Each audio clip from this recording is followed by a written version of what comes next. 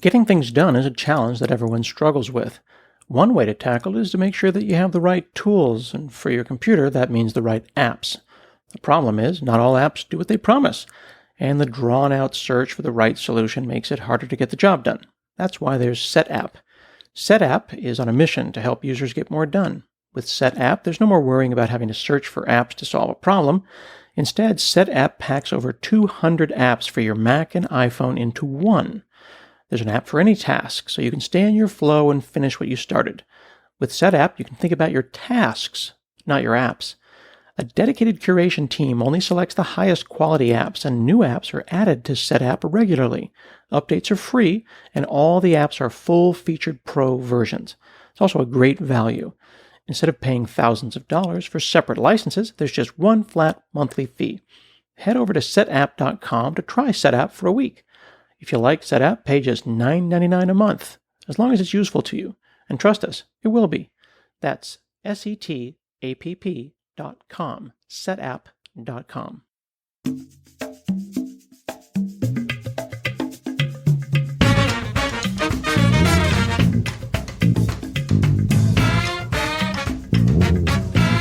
Hi, I'm Scott Hanselman, and it's another episode of Hansel Minutes. Today I'm talking with Jérôme Laban. He is the CTO at Uno Platform. How are you, sir? I'm doing great. How about you? I'm living the dream. I get to talk to cool people every week. And today we're going to chat with you because you've been, coding for many years, well over 20 years, done work as a C# developer. You were a teacher, you were a trainer. And now you're the CTO of Uno Platform, and this is a framework that's goal is to really improve the cycle of development for cross-platform apps specifically. So that's Windows, iOS, Android, and beyond, and WebAssembly at its core, which is interesting because that sounds like a thing that Microsoft's also trying to do. So I think it'd be great to understand with a relationship between a whole company that's doing this UI platform, Microsoft, but then also the runtime that you love, and then the relationship between .NET Core, and Mono. There's a lot to untangle there, and I think we can do it in one 30-minute show. What do you think? Oh, that sounds great. Okay, cool. So if a customer or a person who's interested goes to platform.uno, they see pixel-perfect multi-platform applications with C# and WinUI. What is the Uno platform? So the Uno platform is all about getting single source XAML and C# running across platforms. So we're talking iOS, Android, web, through WebAssembly, Linux, and many other platforms that are there's Tizen also that we have in the thing. But the idea is to make sure that developers reuse their skills that they have with XAML and C# and get them cross-platform. So we're talking the WinUI XAML, the WinUI XAML, so the one that the WinUI team has been pushing with the WinApp SDK. Okay, so that means I'm hearing source reuse, right? Like you want to have the highest number of lines of code reused everywhere. Exactly, including non-UI API. So when we're talking about WinUI, we're talking about WinRT plus WinUI. So that means that everything that goes along with geolocation, lamp access, magnetometer, anything like that, those kinds of things that are provided by the platforms are also part of the Uno platform. So it's UI stuff with the XAML and everything, but also the rest. So you want to save a file? We've got you covered to save a file across platforms, that kind of things. That brings up the first point, which I think is really interesting. There's been a lot of philosophies over the last 20 years, when someone's trying to make an application write once, run anywhere. There's the philosophy of I'll make a single base, API for saving a file or accessing a GPS, and then I'll call the native APIs. And then there's the philosophy I will if-def or pound define my way, where I'll say, well, if I'm on Android, I'll use this, and if I'm on iOS, I use that. What's the philosophy of the Uno platform? All of them at once.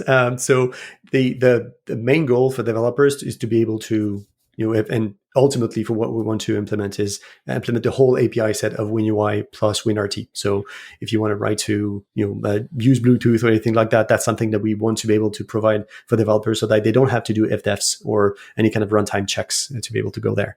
Now, that being said, there are some APIs that we haven't implemented. So let's say you want to, Bluetooth is one example, for instance. If you want to use Bluetooth on iOS and Android, if we haven't implemented through the WinRT API, then you may want to ifdef. If I am on Android or if I am on web, then I do if and that, we're using compilation constants to do that. In some of the cases, and that's something that Microsoft has been pushing with .NET, runtime checks are useful to say, is it supported by the platform? In a sense that, is it, get default something that you can find in the WinRT API that will say, do I have access to that feature if it's provided by the OS? Sometimes it will say not supported at all, and then you back out to do something else. So the WinRT API, the Windows Runtime API, this is like Win32++. It's an interface. What is WinRT for our listeners who may not be familiar? So WinRT is kind of the evolution of the Windows Win32 APIs. So you will find things that you can await in that API.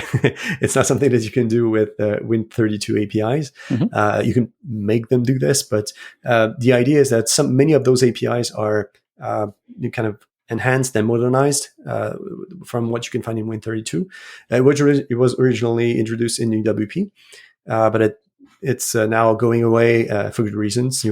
People don't like that much the sandbox, so you can pretty much get access to those in a Windows application using Win32, and then get access to those APIs in an unconstrained way, which is a good thing. Mm-hmm. So let's back up a little bit. If I have a system call or a C API that's somewhat low level, non-operating system specific, I can say extern C, and I can say this is an API that's available. I can project it kind of outward, and then someone can sit on top of that. So a Python app could call my C API, or a .NET app could p-invoke down into it.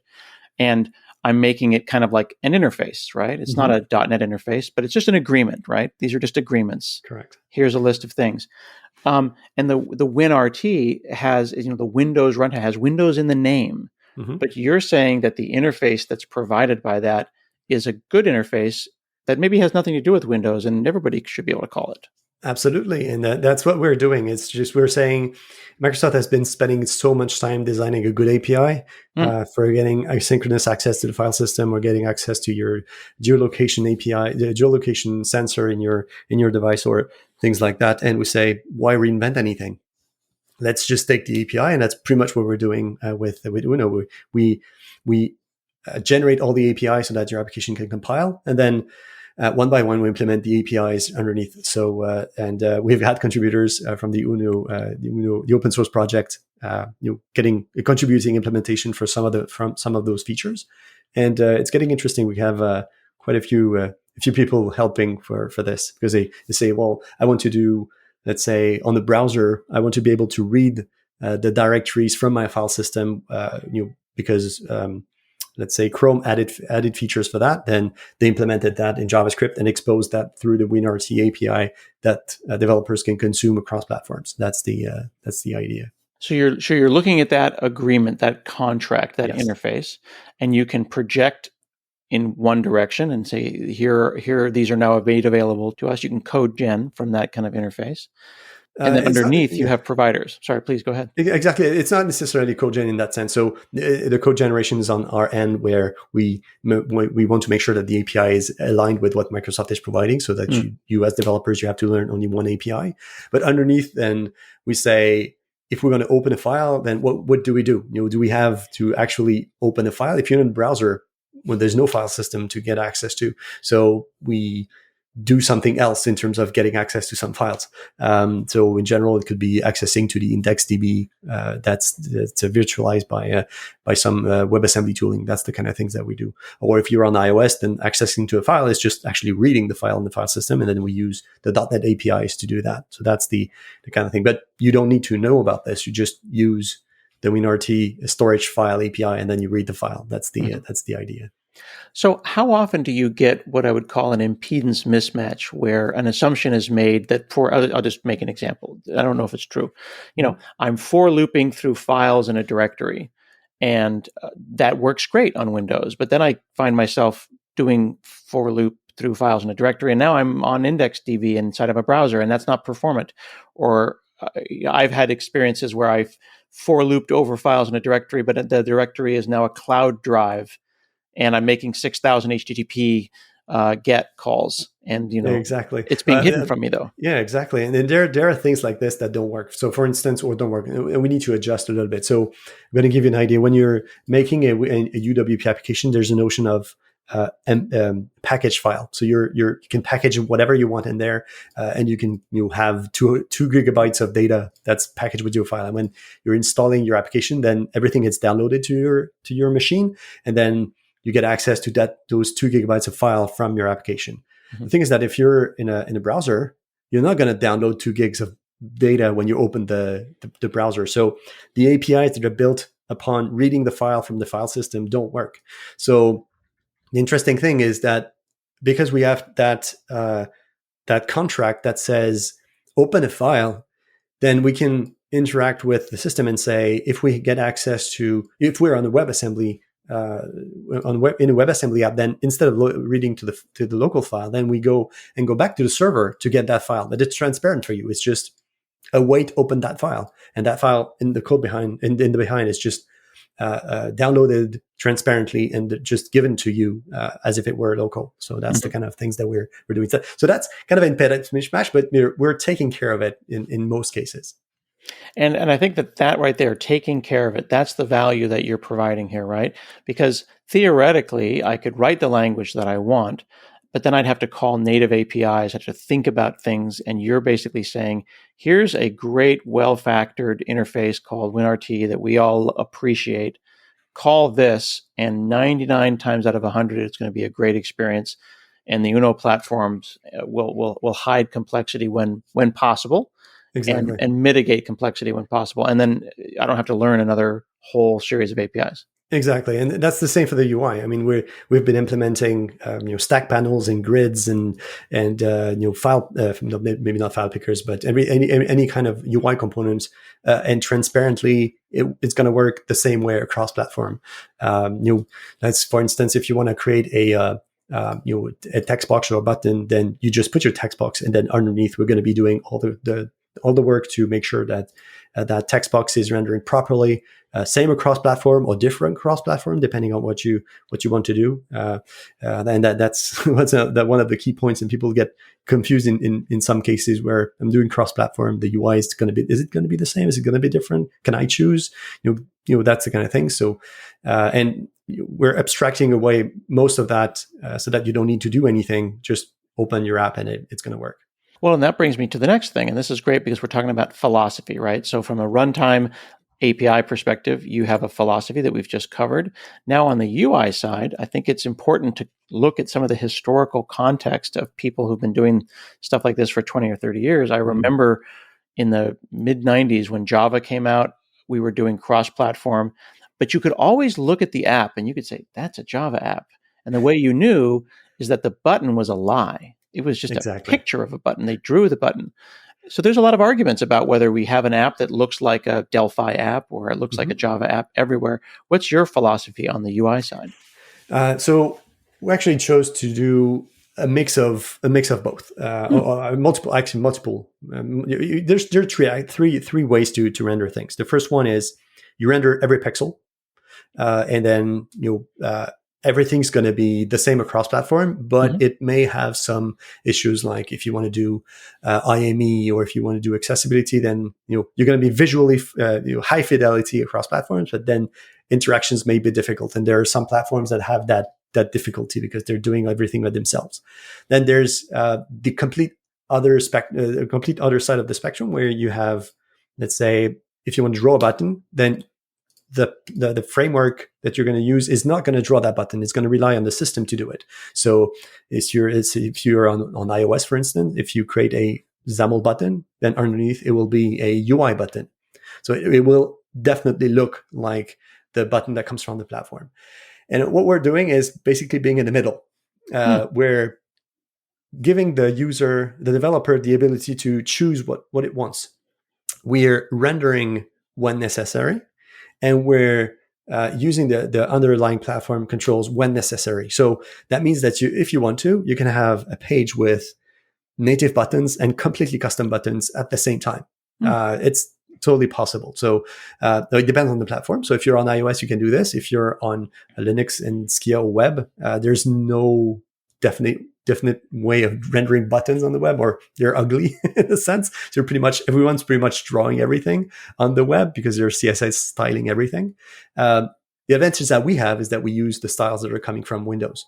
So how do you say that an app that runs on Windows is different from what you were saying is it's a Java app? Because we're using the styles that are coming from Windows. If we're rendering the same styles on the web, how do you say that it's not the Windows app? Because it looks exactly like a Windows app. So that's the idea that behind the way we're rendering things. Yeah. And I want to go back to one of the things that you said very upfront at the beginning, because it's important that we expand these acronyms for folks that may not be familiar. You said, when you draw up some buttons and some text boxes, you might want to use an IME, an input method editor, for folks that are maybe entering in a non-English language, which means that when they click in the text box, the operating system needs to know it's a text box to allow the input method editor to do that. But if you drew a picture of a text box on a canvas, the operating system might not know. The user would never know, but the operating system would know. But then you also brought up accessibility, or what we call the control tree. How important is it to express a control tree that can be seen by those who can't see? Exactly. And that's very important. And that's one of the things people are saying to us, why don't you render everything using Skia, for instance? And accessibility and input in general is a problem. And you can see Apple is very particular in all the details that they're implementing when they're doing a text box. And especially one that comes up very often is that when you long press in the text box, then there's a little magnifier that's going to appear at the top. Implementing this is no small feat. And they change it on every version of the OS. So in that case, if you're rendering it by yourself, then you have to adjust your app to follow and make sure that you render that properly across versions of the OS. And in many cases, supporting this is very complex. So that's why we're saying having an hybrid model that looks the same for the user, but uses the underlying controls is an interesting model for some types of application that want to target the widest range of users. And that is a really interesting philosophical decision here, because you're picking pragmatism over purity. You could have said, we prescribe this, and this is the way, and this is the truth and the light, and we're going to do it this way. But you're saying, hey, here's a bunch of great options that will allow you to reach the widest number of people. And then you decide how far down one road you want to go. Exactly. And that is very important. And the other frameworks have chosen to do rendering completely, and they have a lot of problems, following on other platforms that are not their own. So that's difficult, let's say. So in between, that's our philosophy there. Time is of the essence when identifying and resolving issues in your software, and our friends at Raygun are here to help. Their brand new alerting feature is now available for crash reporting and real user monitoring, and they'll make sure you're quickly notified of the errors, crashes, and front-end performance issues that matter most to you and your business. You can set thresholds for your alert based on an increase in error count, a spike in load time, or new issues introduced in the latest deployment, along with custom filters that give you even greater control. You can assign multiple users to ensure the right team members are notified, with alerts linked directly to the issue in Raygun that'll take you to the root cause faster. Never miss another mission-critical issue in your software again. Try Raygun Alerting today and create a world-class issue resolution workflow that gives you and your customers peace of mind. Visit raygun.com to learn more. Their simple usage-based plans start from as little as $4 a month, with unlimited apps and users. That's raygun.com, raygun.com, to start your free 14-day trial. And you made this term Skia being the open source 2D graphics library that works across platforms. And it's the graphics engine that uses the Chrome and Android and Exactly. all these different things used. So that allows you to draw pixels in a cross-platform performant way. Yeah, so that one we're using on Linux mainly. Okay. The idea here is that support for Linux and the control toolkits there may be very different. So for us, it was the obvious choice at the beginning to say instead of using the underlying controls from the platforms, just let's for now reuse the the pixel perfect rendering that we have without using those controls. It works pretty well, the disadvantage at this point is that we don't have some of the times the support for some of the, let's say, text box control. So we kind of do overlays and things like that. So it comes with great benefits, but some of the features that we're missing from IME and support for accessibility, we have to re-implement, and that makes it somehow complicated. So it's a trade-off. It really is, depending on the type of application that is being developed, that you choose what rendering backend you want to go with. Mm-hmm. So on iOS, on Android, on macOS, you use the Xamarin Native stack. But the magic is that you can go up to gallery.platform.uno right now and start exploring, and then I'm on the web. It's not Silverlight, it's not Flash, it's not a plugin, but it's also not Blazor, which is the web platform that Microsoft is doing right now, which isn't XAML based. It's just WebAssembly, C# and markup. What's going on when I go to somewhere like gallery.platform.uno?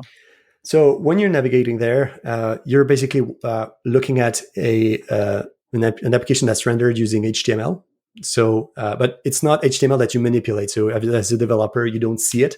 It's just a bunch of divs that are placed in a certain way, certain hierarchy with styles and event handlers and things like that. I notice I can't right-click view source. I'm wondering what's happening. Because we're overriding that, which, by the way, has been changed in the latest version of Edge. You can now have a small menu that happens to give you the original context menu there.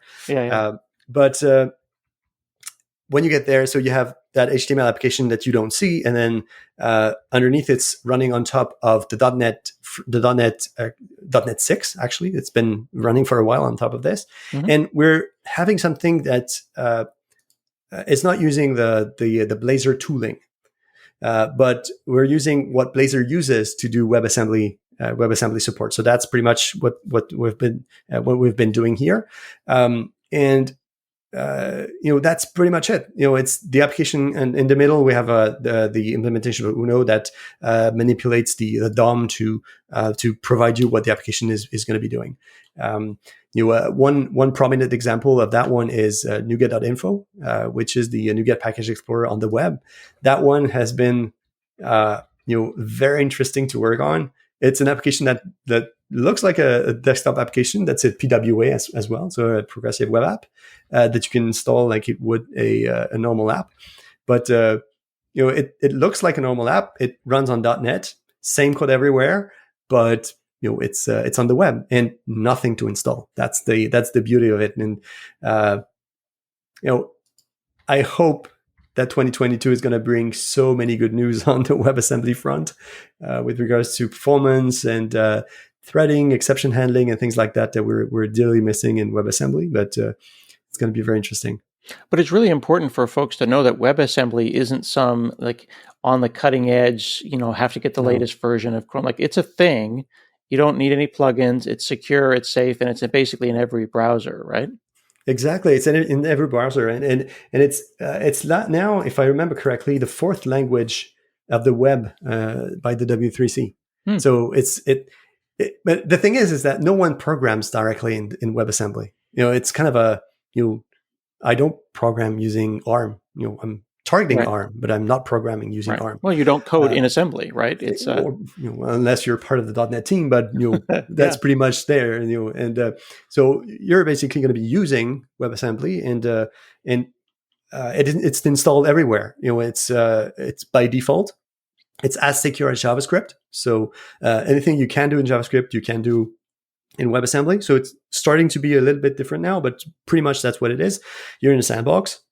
So So there's that, and it's on mobile browsers, Safari. Even Safari is now catching up and adding features that weren't there before. So it's gonna add some new interesting perspectives on the web. So nothing to install. That's the beauty. It's not like Silverlight or Java applets or what came before that. I think there was a com stuff that was available at that time even before. So that's nothing to install. That's the biggest selling point.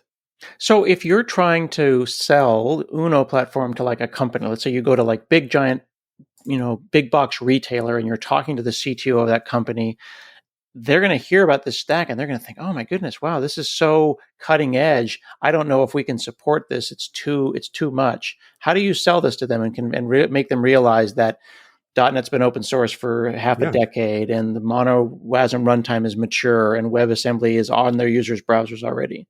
Yeah, exactly. So, I mean, .NET 6, .NET 7 is going to be there. And, it's open source for a while. We're open source. We've been there. We've been at it for a very long time. I don't know if you remember, but you started this somehow a very long time ago. I think it was 2008, and you met with Francois, our CTO, in Montreal in a patterns and practices show that was there, and you said, "Oh, you're doing some library that was called Umbrella at that time." And you said you should open source it, and kind of stayed in our mind that from that time.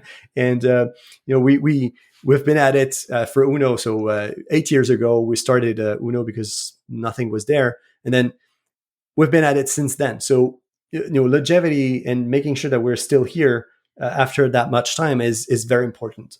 So that's one of the thing, and even though we're not Microsoft, we're still there. That's one of the big things that we get when discussing with people with open source projects. Is that a struggle though? Because like .NET is open source, but as with all open source projects, whether it be like Go, which is a Google thing, and Go wants to make it a thing that makes money for Google, but they also want a rich community. And Microsoft and myself personally, and for full disclosure, I do work for Microsoft in my day job. This podcast has nothing to do with Microsoft.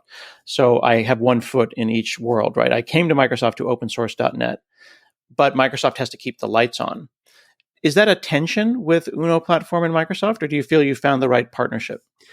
I mean, we're working with the .NET team very closely in many areas to be able to get the support that we need for the features specifically for WebAssembly. So .NET being open source helps a lot.